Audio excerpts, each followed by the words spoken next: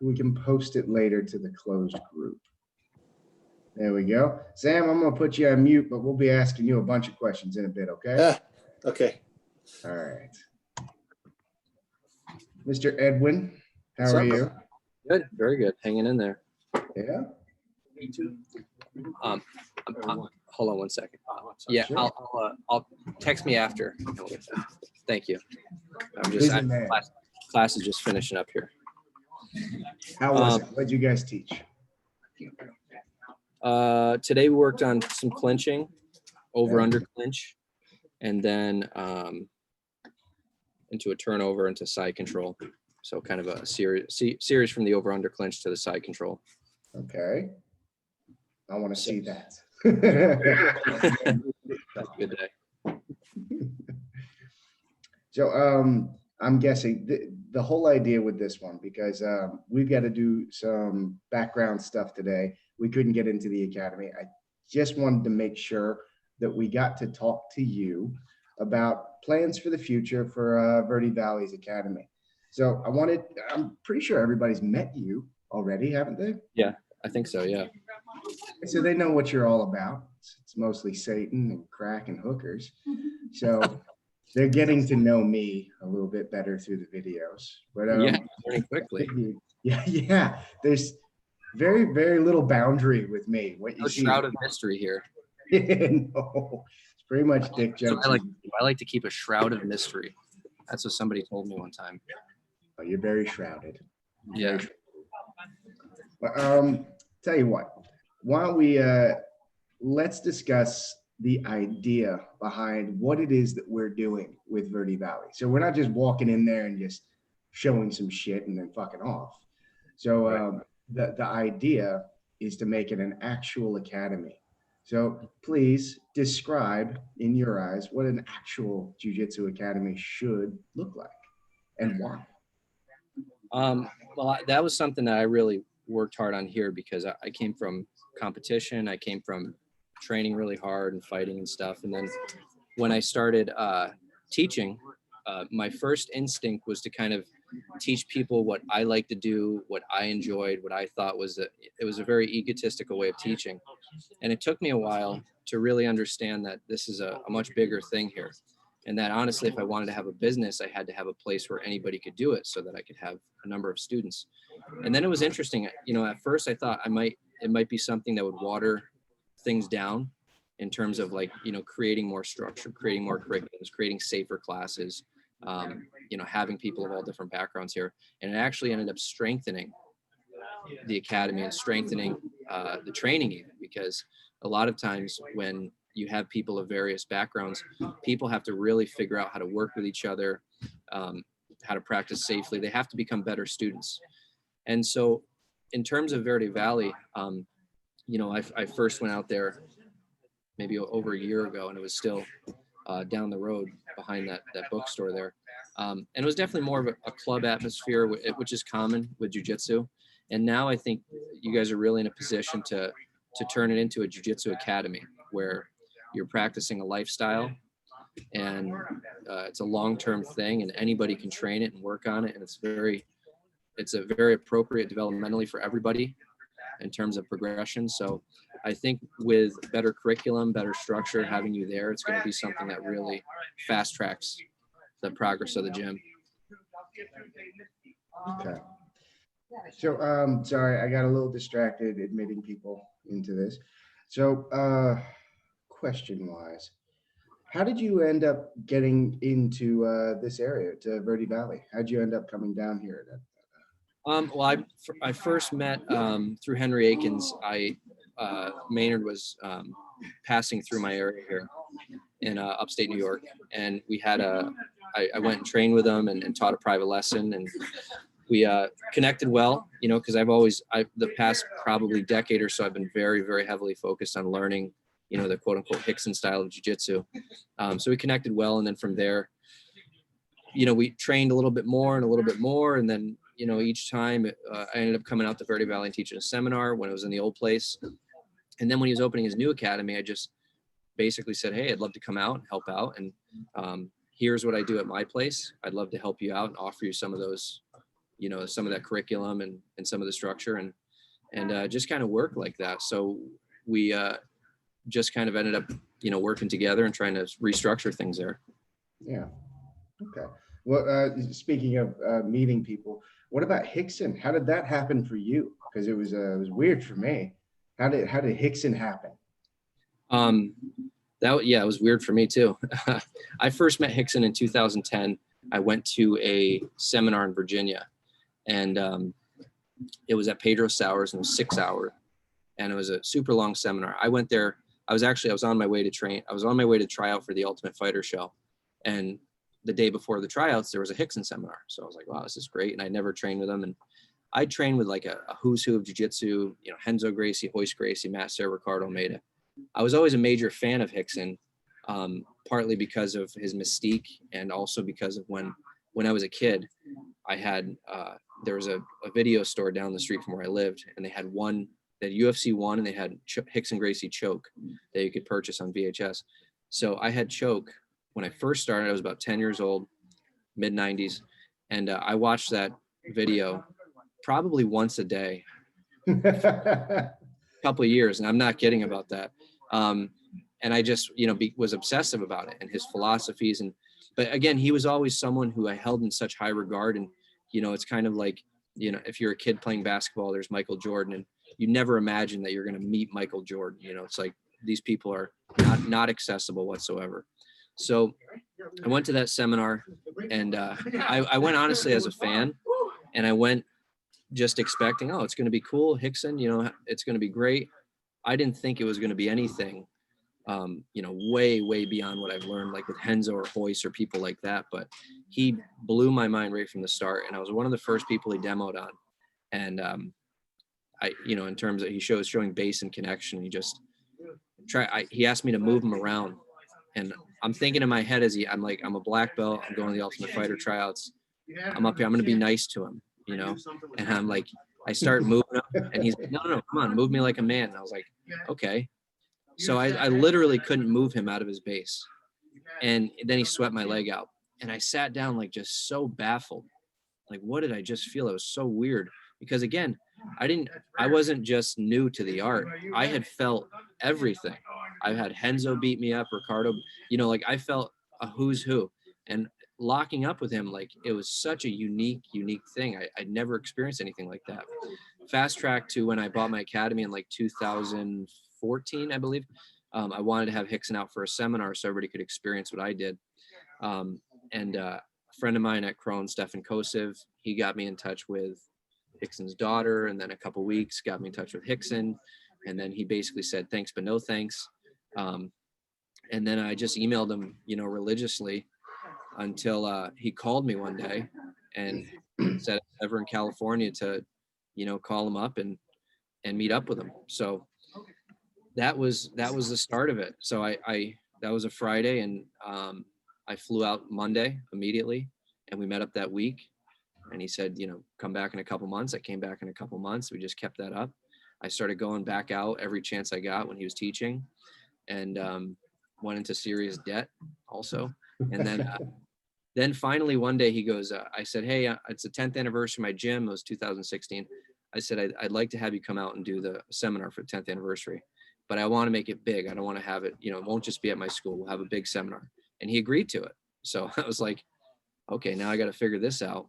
So, you know, pestering him for, you know, probably about 2 months straight, and then taking every opportunity I got to go out there. See, buddy, taking every opportunity I got to go out there. I think I showed him that I really was interested in being a student, you know, and interested in learning. And I wasn't going out just for, you know, to get connected to him or to get a financial benefit, or I wasn't looking for anything beyond learning jiu-jitsu. And that was it from there. So just, you know, 2 months of stalking, call it what you want, you know, there's different words, I guess, but 2 months of that, and then, you know, going out there every chance I got, and here we are.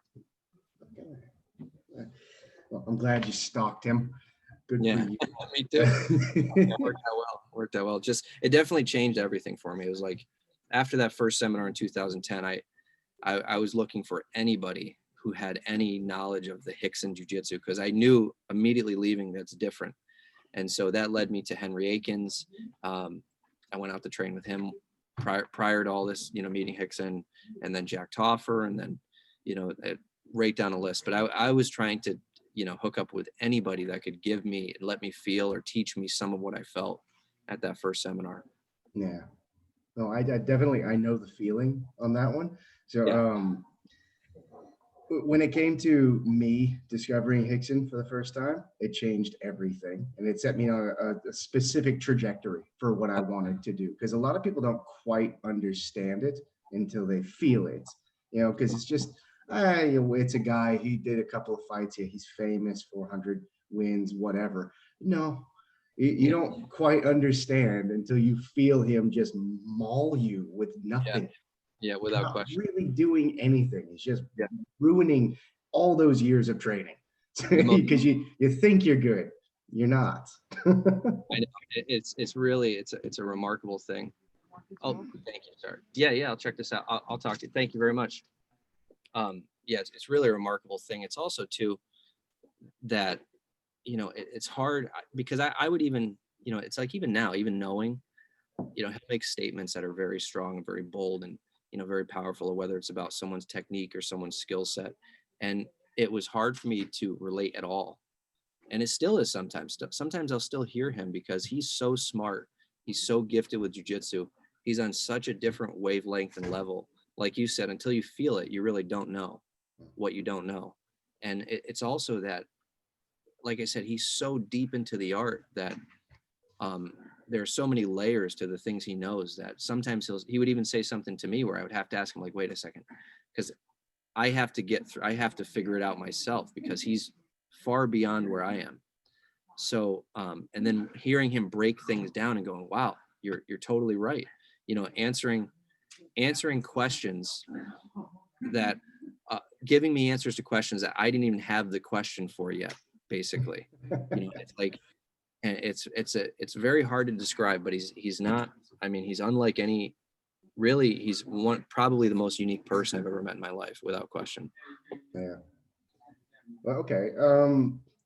No more blowing smoke up Hickson's ass. Let's talk about the idea of, I think the main thing that you and I connected on when we first met, which was thanks to Jack, by the way. So I was in LA training and we're visiting with Jack, and Jack's like, no, you got to meet Eddie. I'm gonna bring him over for dinner. And right away, the two of us kind of went, oh yeah, I'm not here to fuck around. So it's nice to meet someone on the same level as that. The thing is, when I met you, I noticed that you had the same linear path for how you want jiu-jitsu to be preserved. So, and that fit with me perfectly because I was obsessed with the idea of, I came from a fight club, like pretty much everybody comes from the garage, unless you are lucky and you went to a school, you came from backyard wrestling while you wear a gi, right? Yeah. Or backyard wrestling, actual literal backyard wrestling. So I was coming from a place where I got injured on a daily basis, and then big injury on a monthly basis, and then life-changing injury every year or so, Yeah. Definitely not for everybody. So only a specific kind of person sticks around. And it got to the point where I was much more interested in learning how to use it for fighting rather than sport, because I came from a sport background as well. But I never really got the opportunity to get the octagon necklace when I was starting. Octagon necklace? Octagon necklace? Is that what necklace? That's what it is? At the beginning of the show, they had those little necklaces with the little octagon. Everybody was wearing them in the the Ultimate Fighter. Yeah, like late 90s. You know what that is? What? It's the shape of the octagon. Microphone. That's a microphone? Yeah. No. It's like a little leather cord with an octagon. Yeah, in the Ultimate Fighter show.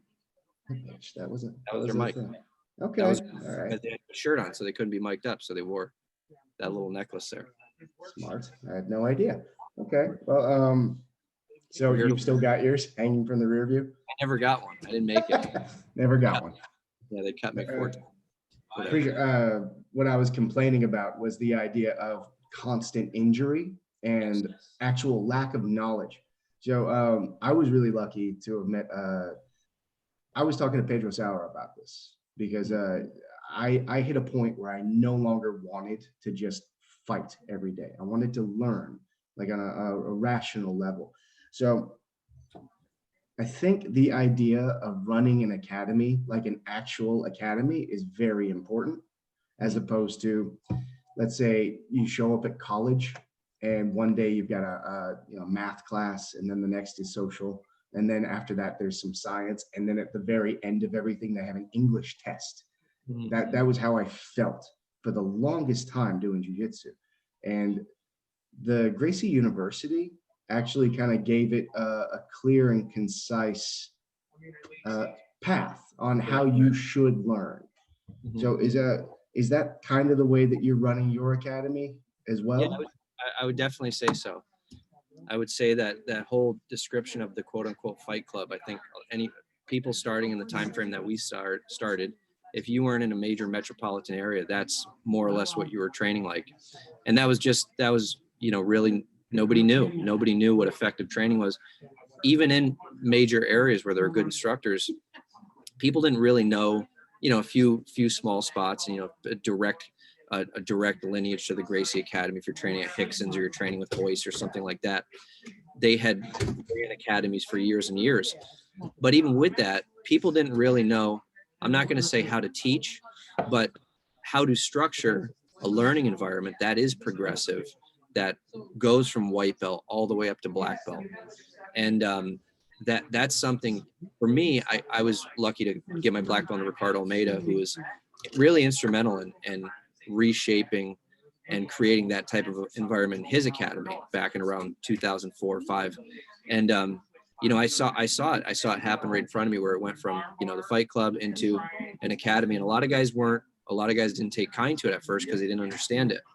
They didn't see long-term what this was going to be. And that's one of the things with jiu-jitsu is, most sports have seasons. So you go hard, then there's an off season. Jiu-jitsu is a lifestyle. It's something you do, over time.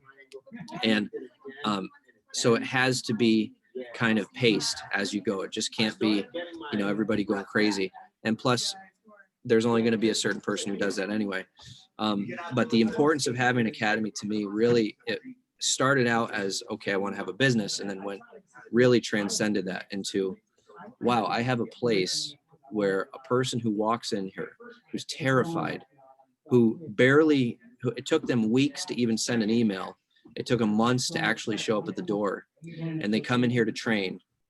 And think about that. They come in and I give them a bad experience. I put them under too much pressure. They get hurt, they get flustered, and they never want to come back and do it again. I mean, that is like, when you really think about it like that, this person's totally vulnerable, and they've worked themselves up to come in here, and they have a bad experience, so that to me is the worst thing in the world. And last time I was with Hickson, he said something. He said, people who quit jiu-jitsu need it the most, usually. And that's totally true. The people that don't stick it out are usually the ones that really need it. And most of the time they don't stick it out because they didn't have that progression. They didn't know, what should I work on? What should I be practicing? Should I go hard? Should I go soft? Should I grapple? Should I not grapple? When should I grapple? All of that stuff matters. It's very important. And it matters to the long-term effectiveness of an academy, because the more effective the collective aspect of the academy is, the stronger it's going to be for all of the individuals there. And so, yeah, it's crucial. I think you guys are in a good position to do that right now. Yeah. So the plan is exactly as the last club that I was running, is to start off the fundamentals. So the foundations or the fundamentals should be kind of based on self-defense, not necessarily, sport, jiu-jitsu versus jiu-jitsu. Is that how you view it as well? Yeah, I call it really like the foundations, the jiu-jitsu foundations, because the one thing I realize is, like, there's a sport and self-defense argument in jiu-jitsu, and it's a very, it's not really a good argument, because there's a lot of gray area there. There's a lot of vagueness to it. There's a lot of, like, the self-defense guys argue that the sport guys can't defend themselves, and the sport guys argue that the self-defense guys can't roll, so it's like there's a gray area in between where it's universal. But from the beginning, the self-defense aspect of jiu-jitsu is crucial to develop a foundation. And it's like the self-defense aspect of jiu-jitsu creates a self-defense mindset that you use later past blue belt that strengthens the rest of your jiu-jitsu. And that's really part of the argument that people are missing. It's not about self-defense or sport. It's really about this foundation of self-defense is what allows you to see the techniques in its most pure and raw form, exactly how they should be performed, with sharpness, with effectiveness, with safety. So then it's like when you take the punches out, jiu-jitsu is easier in a sense. You know, I can remember when I first started competing, it was like, there was no punches. It's like, okay, I'm just rolling. That's not scary at all, you know, because we just took out these huge aspects of the position I didn't have to worry about. But yeah, here it's definitely like the fundamentals are very, very strongly based in self-defense. And then we still reinforce that as time goes on. You know, even 2 purple belts training, it's like the first thing that we go through in a position, if something's wrong, is like, okay, remember, you could be hit here, because a lot of those principles apply to the techniques as well. You know, it's like the same position that you put yourself in to pass the guard is the same exact position that you put somebody in to punch them, you know, with your weight over them and their feet clear in the guard, let's say. And and it's like full mount. You never want the person postured up because they can hit you. You also don't want the person postured up without punches because they have their arms free and they can choke your neck. So it's like the principles are universal. If you miss that in the beginning, you'll be able to roll, you'll learn, you'll get good. What's going to happen is there's constantly going to be areas in your jiu-jitsu that are flawed, that get exposed as time goes on. And it's very difficult for people though, because when they look at jiu-jitsu, like this last night I watched Flow Grappling, they had a great tournament. That's what they look at. And they go, I want to train like that. I want to roll like that. Look at these guys. Let's do what they're doing. Well, those guys are athletes. They're specimens. You know, they're like 1 out of thousands, these guys. So they're not good examples of a universal collective form of training jiu-jitsu that's good for everybody. That's good for everybody, not just good for everybody and everybody around them, and good for everybody around them as time goes on. You know, that's really what you're looking for. And that's really what I look to do here, is like build that foundation, make it strong, make them understand the principles and the strength of jiu-jitsu really, and then move on from there. And also too, and people lose sight of this as they get better at jiu-jitsu, people that come in to train jiu-jitsu have no perspective, no reality, no idea what sport jiu-jitsu is, right? If like a person came in here day one and you said, this is what we're doing, and they saw some guys spinning on their head, you know, upside down guard and doing these crazy things, it would make no sense to them because it doesn't match the reality. If they come in and you show them Gracie in action, UFC 1, Hoist Gracie taking down a big guy, choking, they go, that's what I want. I want that right there. Okay, so then as they train it, they're in an environment where they're not fighting on the street, they want to roll more. So it becomes more sportive. That's the progression. That's a natural, that's fine too. But the foundation, the fundamentals have to be its strength. If it's not strength, and if that self-defense aspect isn't strong, you're going to forever miss holes, and there's going to be gaps in your training forever. See, this is why I wanted to do this, because that is a far more eloquent way of putting that than I ever would have. Don't play that game with me. Oh, come on. You're doing great. You're not too shrouded. Like, you know, the one thing I said too, that was something I learned. It's called the equilibrated state theory. This guy, Jean Piaget, who was big into a genetic epistemologist, but he's really like the guy at the forefront of childhood education and morality and things like that, and how they develop childhood development really. And he talks about that equilibrated state theory, how in a game, in a sport, in anything that you do that's competitive with another person, that's cooperative, there's a form of cooperation that has to occur. And that's where we both know the rules, we both know the etiquette, we know how this is going to play. And if anybody does anything outside of those rules, people freak out. You know, it's like, we're going to roll, and me and you are black belts, and we're going to roll hard, and we're going to go after, and we're going to have fun, but you're not going to stick your thumb in my eye. You know, that's not the way to do it, right? And so the equilibrated state theory is basically like, it's good for you and your partner, it's good for you and your partner as time goes on. And that's something that when I heard that, I go, that's exactly how this has to be done. Because most of the time in jiu-jitsu, it stops at part one. It stops at it's good for you. You know, you want to roll hard and you want to do this and you want to do that. And if anybody else can't do it, it's their fault. Like, no, it's got to be good for you. It's got to be good for them. And it's got to be good for you guys forever, you know. And if it's not, if there's a gap there, if there's something missing, you're done. It's over. You know, it's never gonna work out long term. Perfect. All right, I'm happy. You just explained how I feel about all of this, so I don't have to talk now. So, the kids classes. I'm genuinely curious about this because I've run kids classes for years, and it just ends up being bedlam most of the time. And I've heard good things about the way that you do it. And the ones that I was running when I was at the Torrance Academy learning, they're so well structured, and they split the classes in two. So it's no longer just, if you're small, you're over here. If you're a little bit bigger, let's just put you over there with the adults. They have in Torrance, I believe it's called the Gracie Games, and then junior Combatives. Yep. So the idea is to split the difference. You would have 5 to 7 year olds and then 7 to 12 year olds. And if you had an 11 year old that's 7 foot tall, probably put them over in the fundamentals kind of thing. Yeah. The way that they split that up, I think that's a perfect way to start to go with this academy for the kids. No, it's like not just having a kids class, but have 2 variations on a kids class and then invitation only to the adult fundamentals. Yeah. How do you feel about that? Is that the way that you run your kids classes? Yeah, for sure. And it's important because developmentally they're on different wavelengths. You know, like a kid from age 4 to 7 and a kid from age, let's say 8 to 13, their brains are totally wired different. You know, like the younger kids are very egocentric, they're in their own world. And then as they get older, they're more concerned with the group and what's happening around them. So developmentally, it's very difficult to have them in the same room. Sometimes it's good. I do 1 class a week that's mixed because I found that the bigger kids would help the younger kids, and the younger kids would be more well behaved because they want to try to impress the older kids. So there is that factor that I do once in a while. But as far as like classes throughout the week, 3 of the classes are split.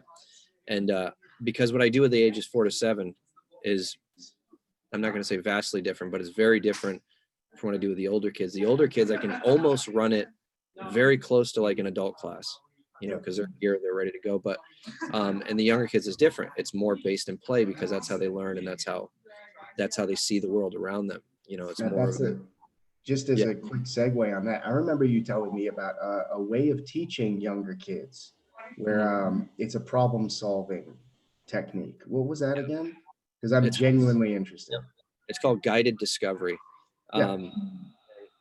Guided discovery is basically creating situations where the kids can learn on the go, because it's the only time somebody can really learn in general, whether they're a child or an adult, is if they're open to learning it.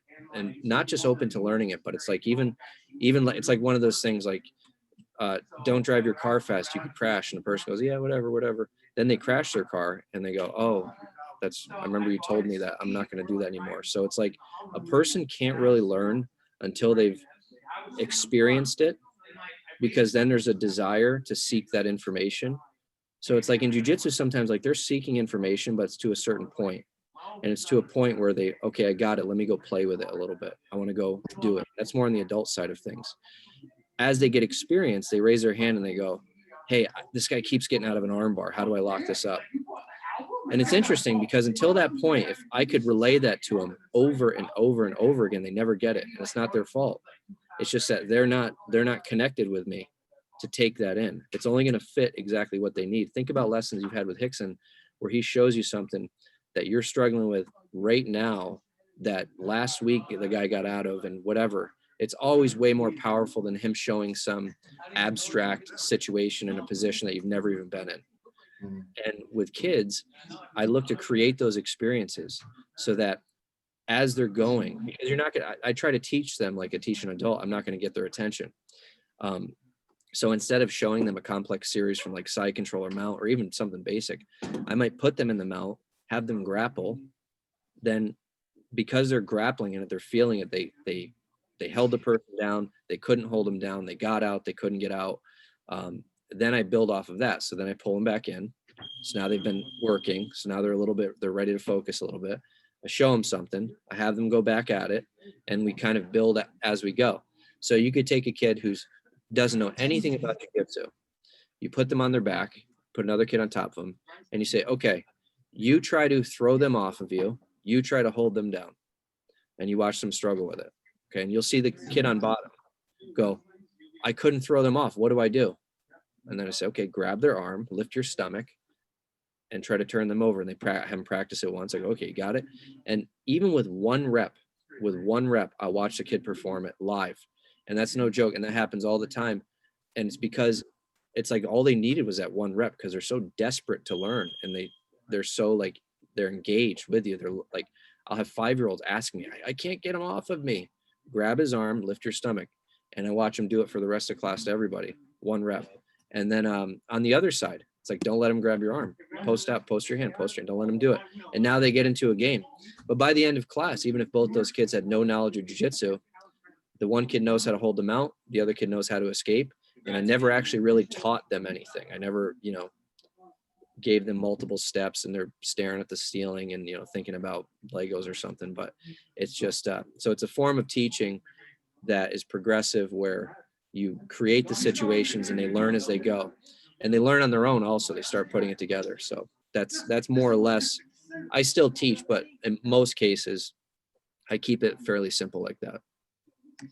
Is it wrong that I want to teach the adult class like this? No, I do that. I do that in the beginner class. I do it. A lot of the beginner classes for me are, for a long time I had we have a strict curriculum, but sometimes I might take a move and I might remove steps. I might water it down. I might just get, the bare bones of it, the essentials, just because sometimes it's like, isn't it important that we take this class and we do a trap and roll, and they get all the details that they don't even care about because they've never even been in the position. They say they do, but they really don't care, because they've never been held down. They've never been choked. They've never been crushed. Once they are, then they care. But to take a person who doesn't really know, who's newer, and to walk them through these steps, and they get it, that's good. That's good. In a private setting, it's great. But it's also too, I've seen people fast track their learning when the training is, when they start to understand the strategy of what they're doing, when they start to understand the idea of what they're supposed to do. So it's like, you could take a person and teach them the mount series over the course of a week, and they'll get it. They'll learn the steps. They'll be able to perform it. But maybe you can also take that same person, have them kind of learn how to escape the mount. They learn how to flip them over. Then they learn a guard pass. Then they learn side control. Then they learn mount. Then they learn the back. You could do that in one class, and it's confusing to them, and they're going to miss a lot of details. But that person now knows the strategy of jiu-jitsu, to flip the person, get by their legs, hold them down to their back. And then what happens is they fail because they don't know the details. And then they ask you for the details. And so I worried at first, because I go, we're going to teach them wrong. They're going to learn wrong. They're going to miss a detail on side control. But then I started realizing, like, even when I would teach them in a way where I wasn't explaining details, where I was just kind of pushing them through, saying, okay, step over. Okay, sit on them. Turn around, put your legs around them. Very simple language. When they can't do it, they go, I can't get my hooks in. I go, okay, that's the time to teach. That's like a teachable moment. And, now they put their legs in, they put the seatbelt on. So that is a form of teaching that you can do. I still do both, because they both have their benefits. But sometimes, I'll loosen it up, and I just want them to really, really basic kind of flow through things. And that way too, what happens is you familiarize them with things, because as you're trying to teach them, you're teaching them side mount. They can't even picture that in their head. And then you show them and go, this is side control. And they go, okay. Then they're going, where would I use that? And so you're teaching them a position that they can't even relate to at all, right? This is a new person. They can't relate to it all. Then okay, I got it. Now you're showing a technique after that. They've lost you. They're gone, right? So sometimes I want to show the person as much as possible and immerse them in the art, so that when I really do start teaching them, they can relate to it, because they've already been there a little bit. They don't know side control, but they've seen it. They've kind of been in it. They had their partner do it to them, so it's definitely something long-term that allows people to learn much quicker. and to get this down. So it's just it's hard. It's hard. You know, it's tricky. You got to work through it, but there's a lot of benefit to it. I'm gonna have to give it a go. I'll most likely just end up yelling at you until you do it right. I have a style of just forceful instruction. If you do it wrong, I'm just gonna make fun of you until you do it fucking right. So yeah, I would train with him instead. So.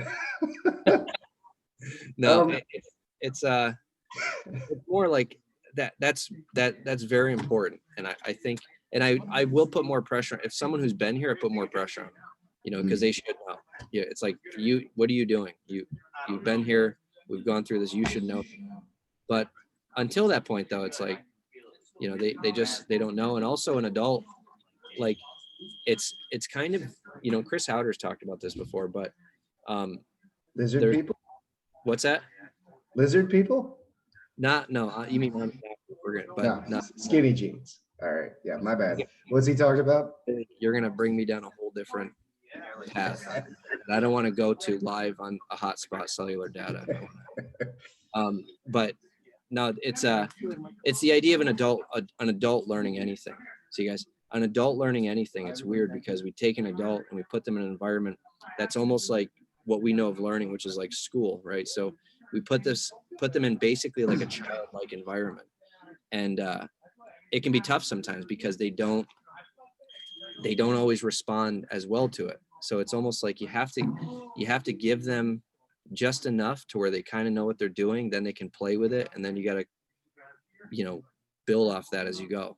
Otherwise you'll tend to lose people. I've seen that a lot of gyms where there's a point right around a year where you can see the student is, I'm not going to say frustrated, but slightly frustrated, kind of like, I just want to go, I want to do more, you know, and that's good too, because you want to get them to that point. But once I notice that, I usually go, okay, it's time for this person to start playing around with stuff and kind of let them go on their own and bring them back around. But, so kind of a tangent, but you got me the lizard people. You threw me off guard. He gets me off guard all the time with that shit. I don't want to go down that. I don't want to. We'll lose another hour on that. Just quickly before we run out of time, because I wanted them to be able to ask them, all two people that have been able to tune in to ask questions. But the idea of striking while grappling. So yeah. I have in the past specifically made classes that are light sparring with striking involved. How often do you put that on your roster where the students wear gloves and they're looking to touch the other student's face, not necessarily full MMA bout, but just getting used to the idea of someone trying to punch them while doing these things? Not a repetitive drill, but live action. I'd like to do it a lot more. I definitely don't do it as much as I could, partly because scheduling and what I can fit into the schedule throughout the week. I would like to do it a lot more. I did it for a while, and I think the reason it didn't work so well for me was because it's really got to be something you earn your way into in terms of that type of training. Because if a person isn't, like I was talking about, that idea of this being cooperative, if both people don't understand how to train like that, it's going to be messed up. It's going to be black eyes. It's going to be finger pokes. It's going to be a broken finger. You know, even though it's light and it's under control, it's like you have a dynamic of different things that happen as soon as punches start getting involved. Now, if you can have people work their way up to be in that program, to that class, I should say, then it's great. It's like the best. It could be the best class of the week, the most important, because it highlights aspects of your jiu-jitsu that are flawed, that are weak, and that might be open. But it's definitely great. But it's also, like I said, something that it's got to be something where everybody's on the same page, because as soon as one person starts going off, it changes the whole dynamic and atmosphere and energy of the class. And that energy and flow of the class is crucial to me, because, you know, it's like there's one person in here who's not really going through things, and, you know, it just throws things off completely. So best thing you could do, I mean, like if you can have them put it together, and if I had less numbers, it would be easier, because now if I put that on the schedule, it's like everybody's going to want to go to it. And, you know, I spent most of my time going, slow down, slow, easy. You know, it's like, it just got crazy. But I didn't do a good job of progressing that, building that class and making that work. So I'd like to do more, but it's the best thing you can do, really. Well, maybe that's something you and I can talk about in private, about Yeah. a structured version of that, because I've tried multiple times at different clubs, including my current club that's over in Melbourne. They still run it as a Vale Tudo class. And by the end of the month, you're lucky if there's 2 in there because of injury. Exactly. Because it's the class always starts out with about 15, and there's just 15 guys that are just ready to do their thing, and they're itching for it. This is great. And then there goes an ACL. There goes the bridge of a nose, because they get turned up way too fast. They get way too excited about this. There's got to be a structure. There is, but there's also something to be said for this is a year-long thing, right? All year. And, I found that I thought about having that where I would do it for like a couple times a year for like a month. Like in June, we're gonna add that class to the schedule and everybody gets excited about it. And then we take some time off from it, because like what you just said, there were starts at a 15, winds up at 2. That was really common here in a number of different classes that I started adding, because it's a more stressful class for people, because they're not just rolling and having fun, seeing their friends, but now they're rolling, having fun. It's like there's punches flying at them. Once they get good at it, it's not stressful. They're used to it. It's easy. It's actually easier to grapple with somebody throwing punches sometimes, but it's more stressful. So it's like, it's tough enough for them to get to class each week, and then them going to a class each week where they're going to possibly be getting punched, poked in the eye, and they got to go to work the next day, and they have to explain what happened to their wife, and their kid wants to know why their dad has, a crooked nose now. It just, it's a long-term thing that's difficult to manage. But if you can build a structure and really put those things together, then it's definitely possible. But it's something that has to be, people have to learn first how to train that way, and then they can learn, then the class can really go on. It's like, here's what we do in this class, here's how it works. And then if everybody's on the same page, it's perfect. It's cooperative. It works. Nobody's getting hurt. It's nobody's getting too crazy. And the people that do want to get crazy, well, that's their opportunity to do that. They'll find their way to each other. But it's just got to be something that's taught. That seems like a nice side project for me to start thinking about. But in the meantime, if anyone from 0 Point is watching, sorry. It's just a straight up Fight Club. I just opened the door. I was like, Dad, just don't die. Yeah. Over here, we'll be a little bit more careful. So stick with the fundamentals and the advanced classes. So fundamentals, advanced classes, jiu-jitsu versus jiu-jitsu, kids classes. Is there anything else that you'd like to cover in the idea of how to run the academy, or how you run your academy before we go? It's going back to what I said earlier, individual development is really what you get out of jiu-jitsu. It's like you become better in every aspect of your life, but that happens in a collective environment, and it only can happen in a collective environment, because you're riding on the coattails and the backs of everybody that you're training with here. And they're responsible for building you up. So you don't progress without everybody else. And the more people that are around you, the more diverse that crowd is around you, the more that varies, with whether it's age, whether it's this. You don't realize how much effect everybody has on you. And you don't realize what different types of people can teach you. So I think, moving forward, it's the big thing is going to be really building that community at Verde Valley, where everybody understands that we're in here for our own progress, but our own progress is the result of the support of our training partners. And if it's cooperative, and if that doesn't occur, then you're not going to improve, because you can't. This isn't a solo thing. So that's going to be just a big thing going forward, is just getting everybody on the same page. But honestly, the way you have it structured now, what I found is when I added more structure to my classes, when I added curriculum, when I added differentiations in skill level, it automatically kind of sorted itself out, because everybody had the opportunity to be where they should be wanted to be and needed to be.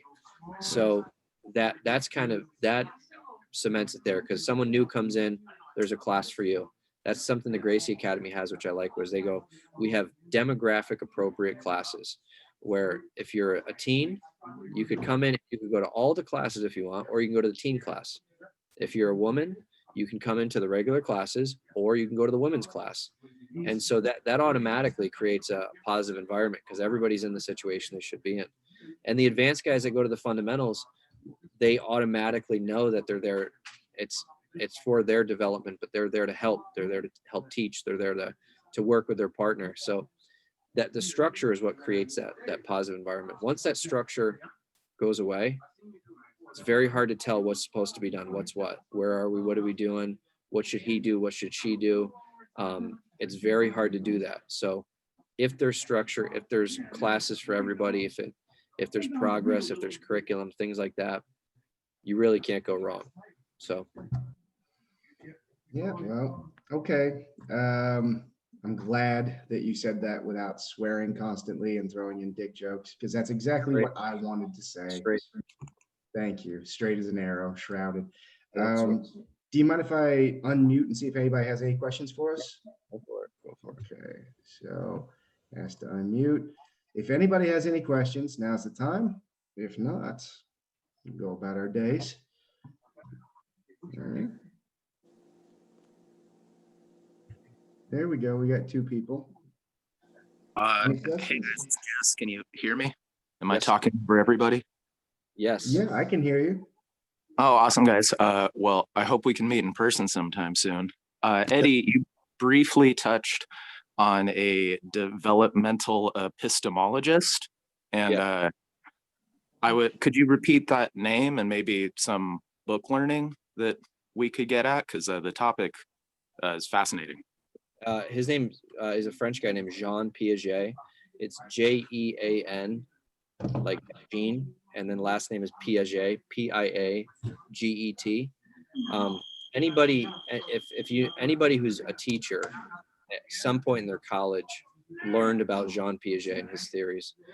His big thing, as far as books, the books are so scattered that it's tough. It's like you can find. It's almost better to just look him up, because there's a lot of essays and a lot of essays and dissertations by people that already did the work learning about him and basically summarized things.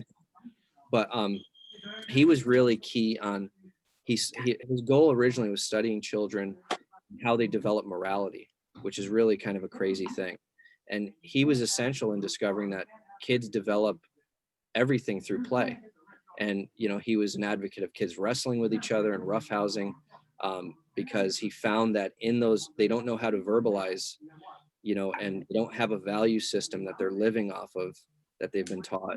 So in this play, like what they get at jujitsu, they go too hard and the person gets sad and they go, oh, that wasn't good, or they get hurt and they cry. So he was instrumental in studying morality in children. And then that ended up branching out to him understanding the age categories. Like, okay, he noticed kids ages 4 to 7 were egocentric, and kids ages 8 to 13 were sociocentric. So those kids that are 4 to 7, they're better. They're all in their own head. It's funny too, if you look around the room when you're there, you'll see like the groups of kids get together, and you'll see like a 5-year-old just like throwing a ball against the wall or like breaking something. And you'll see the 8, 9-year-old kids all huddled together, looking at a book or looking at an iPad or something like that. So he was instrumental in those things. And the big thing that I learned was that his study of morality in children was crucial, because he realized that certain kids, if they didn't get that type of play at a certain age, were almost done forever. And so if I was going to start with him, I have an app on my phone called Scribd, SCRIBD. And it's like $10 a month, and it's an online digital library. And you could there's every single book that you could think of. You just type in the book, it's all on there for, you pay $10 a month, but it's all there for free. But it also has PDF documents from like college professors. So I tried to read Piaget, but it's scattered and a lot of it's not translated well. So I learned a lot of what I learned from these essays that these teachers wrote, PhDs and stuff. So, but yeah, tons of stuff there. Oh, nice. I appreciate it. Thank you. Yeah, sure. Mr. Sam, have you got any questions? No, I really appreciate the different direction though that everything's going to be going into. I really like that. We had an MMA class for a little over at Stefan, and I realized that I have a really bad gag reflex, and so the mouth guard doesn't really work that well for me. I was sparring with Jesse, and I actually ended up like I was about to puke, and so I just had to run off to the side, and I couldn't get the gloves off quick enough to get the mouth guard out of my mouth. And so maybe you guys have some suggestions for some good mouth guards to use, but I'm looking forward to that kind of stuff. I'll tell you what, I for every single fight that I ever had, I had 16 fights. I had a 99-cent mouthpiece from Walmart. It's super small, it's super thin, and if it molds like perfectly to your teeth, and that's what I use. And you can't even tell it's in your mouth. It's not like these big, you know, some of these mouthpieces are too big and they get to like the back of your throat. I had a dentist one time make me a mouth guard, and I wore it for, he's like, I'm gonna wear it for my fight. I wore in the first round. I took it out in between rounds and didn't even wear a mouthpiece because I was like, I couldn't breathe with it. But yeah, Walmart, 99 cents.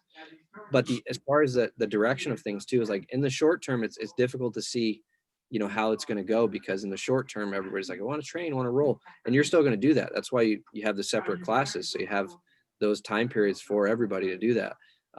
You also won't get as many students training, because when they come in, if the class doesn't fit their skill level, they're less likely to come back early on. Like they just come into a mixed class.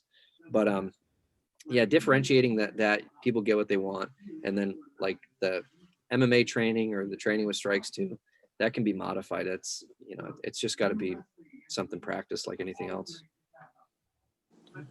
Very nice. I like the self-defense aspect of it too. I feel like we've been doing a lot of sport jiu-jitsu for a while, and I'm excited to learn more of that. Yeah, and that's really like natural. That's a natural thing, because it's like everything that you see, if you look up jiu-jitsu, it's all sport. So it's normal, and it's not necessarily bad. It's like you can, if you trained your whole career learning sport jiu-jitsu, you'd probably be able to defend yourself against just about anybody, because you spend all the time strangling somebody. But there will be gaps in your own technique, and there will be individuals or types of people that will expose you, you know, because of the demeanor of your training and the way you approach positions, where they're just, maybe they're hyper aggressive, or they wrestled and they're physical, and it throws you off because you get used to this rhythm of the sport and this rhythm of your partners. And so it's like learning the self-defense stuff. It's not just like, it doesn't have to be this strict thing where it's like you're doing an hour of throat grabs. It's a more progressive thing where it's like, that is important as a technique. It's important because it's going to highlight other principles. And it's important also too, because it teaches you, okay, the way you want to stand in your base, the way you want to hold your positions, you learn it for fighting first, right? And then that's really strong, because everything's accounted for. And then as you roll, which is sport, you're just practicing sport, your position's automatically stronger because you've been taking everything into account, not just one way to hold them down. So it's really, it enhances the sport aspect, because your positions, the starting point of your positions are way stronger. Like when I first started going to Crohn's and I would watch him train and stuff, I couldn't understand how he was hitting some of these basic techniques, like an arm bar from the guard and things that are super basic, and he's doing it to like everybody.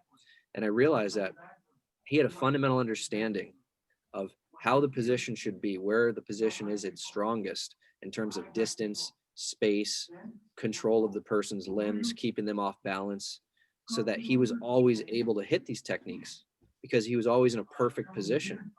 Sometimes with the sport, it's a little lazy, and you can do this and move your feet down and, you know, go different directions, and that takes you out of position. So it was interesting to watch Crone because and see him hitting these more, you know, super simple techniques on people, but it was because of that approach to the positioning that he had. His positions were perfect because they came from that self-defense foundation. So that's kind of that's like the real benefit that I see, not so much just technique. It's more of like the way the positions really are at their strongest. I think Nice. the big thing for us in the future is going to be able to find a balance on this. So not necessarily this is a self-defense club. Like it doesn't have to be that. I like the idea of us continuing on with jujitsu versus jujitsu because there's an upside to that as long as it's done correctly. You know, if you're teaching just horrifying YouTube shit, it's probably not going to end well for everybody.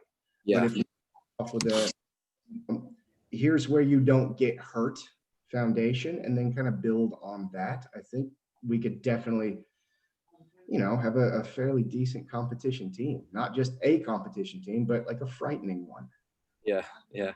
And I think that's the jujitsu versus jujitsu, like post blue belt, like that's, you know, you wouldn't be as good as you are if you didn't roll all the time, Yeah, you know, at a certain point. that's huge. That's huge. You can do self-defense, but if you're not constantly being pummeled by somebody going for heel hooks or something, you're not going to know what's happening. Yeah. You're going to freeze. That's why I like that Howder triad of street, sport, art. You know, you train sport, you think street, but you practice art. It's like all of the sport and street is meant to kind of bring the art together to enhance that. So I always like that approach, and because that's what you end up doing over time is just re-rolling. That's sport.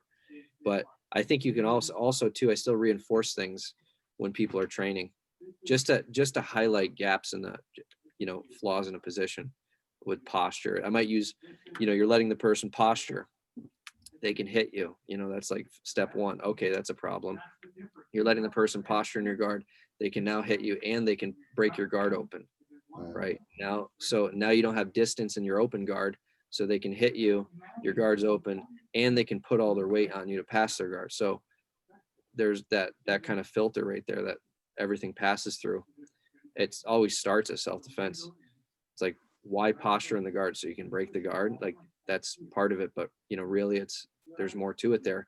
And that first part is what exposes people and kind of catches their attention, you know. But it's all one though. It's all combined, you know. So it's got to go together. Like the self-defense guys would be like the strict self-defense guys, which none of them really are because they all roll too. So they're just lying. But the strict self-defense guys, like they would be better if they took on some of these sport ideas because there's play. It's not just a strict thing. It's like you work on things, you're in positions. And the sport guys would be way better if they took some of these self-defense principles. You know, like I've seen countless people go to Hickson and walk away going, oh my God, I got to reshape my guard and totally rethink things. And I was the same way. But yeah, I think it all kind of balances and it's all universal at a certain point. But there definitely is a linear approach to like self-defense in the beginning and then always reinforced. But, you know, sport training and rolling and grappling and things like that. So as always, we're going to be finding balance, base, and the middle. There you go. That's a perfect fucking ending. There you go. All right, man. Thank you so much for your time. I really appreciate you doing this for me. My pleasure. Yeah, I hope you guys can get things going. Do you have a time frame on like having people back in the gym or? No, there's no time frame because every time it gets close to a time frame, no, can't happen. It's way too weird right now, and it's better safe than sorry. Yeah, you know, we're all getting tested to be able to do anything with each other, and now we're in the middle of getting some more tests so that we can get back to getting tested, so that we can teach on camera. So it's going to be a slow crawl, but when it happens, it'll happen. So yeah. Cool. Keep your fingers crossed for us. In the meantime, you can watch me yelling at Eliza on Zoom every day. Anything you guys need, let me know, man. All right. I really appreciate your time, Eddie. Yeah, good to see you guys again. I'm going to try to get out there soon. Yeah, please. We'll figure something out. I think Henry's coming out to visit. Jack's coming out to visit. Get you to come out and visit. We can, I don't know, we can put on bodysuits and be in the same room maybe. I don't know. It's fucking sumo suits. Let's get sumo suits. I'll just I'll bounce do- up. I'll do that shit. That'd be fucking fun. Yeah. All right, I'm gonna go and get tested for COVID. Are you really? Yeah, literally. I'm gonna drive out to Sedona because like that's the only place I can go and get tested right now. So we get Do they? there. Hey? What do they do? They swab your nose? Oh yeah, they're gonna give me the ice pick lobotomy. I'm not looking forward to this. I did the pinprick test, but apparently it's not the be all and end all. So we're gonna make sure we get the nose penetration one. PCR? Hey? The PCR test? Yeah, the fun one. So I'm gonna go and do that today. Let me know how that goes. Yeah, I've done it before. It's not fun, man. They go all the way up to your brain, right? It's fucking terrible. That's where they put the chip in you. That's where they put the chip. That's how they found me. That's how they get the microchip in there. God. All right. What? There's nothing to track. There's no fucking reason to track this mess. So they're wasting their money and their time. Anyways, I'm gonna go and insert shit into myself. So. All right. Good luck to you guys. Thank Take you. care, everybody. See you guys soon. Yeah. See you Yeah. soon. Take care, man.